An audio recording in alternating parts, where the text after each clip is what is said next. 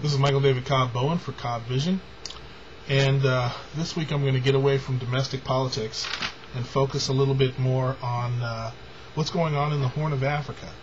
I have been challenged to show that America is a responsible military hegemony, and so I am starting to analyze, going from the present backwards, to where the State Department is and where America basically is on the question of East Africa. We're all familiar with Somalia and Black Hawk Down, which happened back in around '92. Most Americans are sympathetic to the plight of Somalis, and we've done a pretty lousy job of helping them with their security issues. As a general finger in the hand of the war on terror, a war against jihadis, the Bush administration has a kind of standing policy, as we all know, to chase down Al-Qaeda no matter where they are and no matter where they go.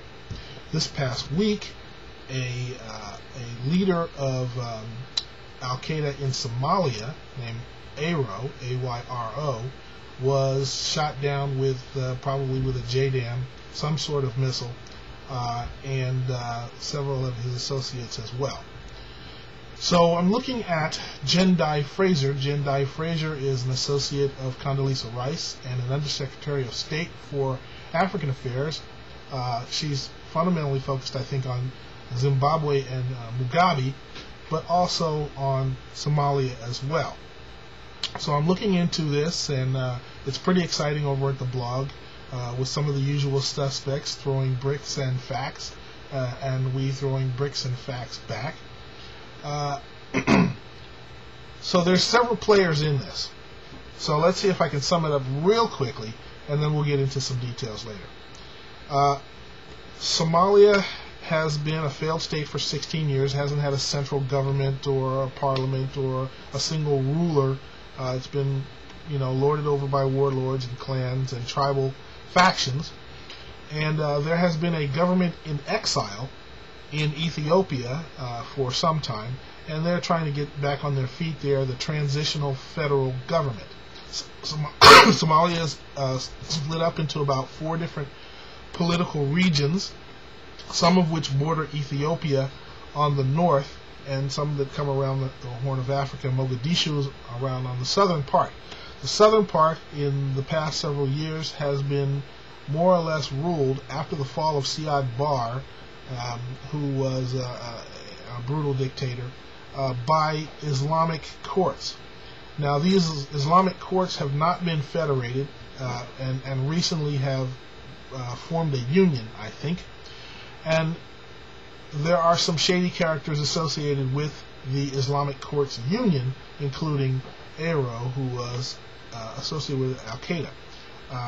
So basically, the United States has an overwhelming interest to pursue the war against jihadis in Somalia or wherever they show up, and that brings us into some complicated situations, because the Ethiopians also have moved in at the request of the transitional federal government.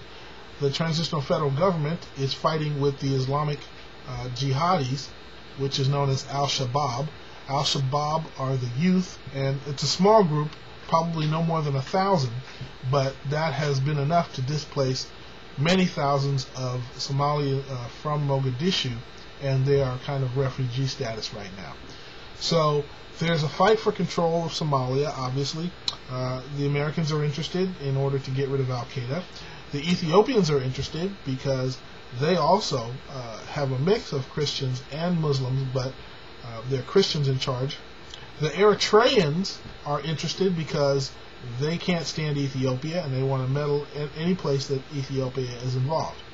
And of course the Somali people are interested, but they haven't been able to get their transitional federal government together, and the clans are still clannish, and they need a period of reconciliation, because there have been at least 750,000 people killed by the Siad Barre regime over the past 15 years before they were displaced by the Islamics. So Somalia could go an Islamic way, which would be okay if it was Islamic, like a democracy Islamic. And of course, the question is whether the United States is going to overstep its bounds against Sharia, and whether the human rights folks are going to be able to handle Sharia as well. So it's a nice, juicy, complicated subject involving the U.S. and a bunch of other players. Also, I should mention the UN is not sending peacekeeping troops, and the African Union is not sending peacekeeping troops. Or if they do, they're just a little bit, and it's not effective enough to maintain peace and stability in the area. And that's the next question that we're going to investigate next, to see what's going on in the Horn of East Africa. This is Michael David Cobb Bowen for Cobb Vision. We want it, but it ain't easy.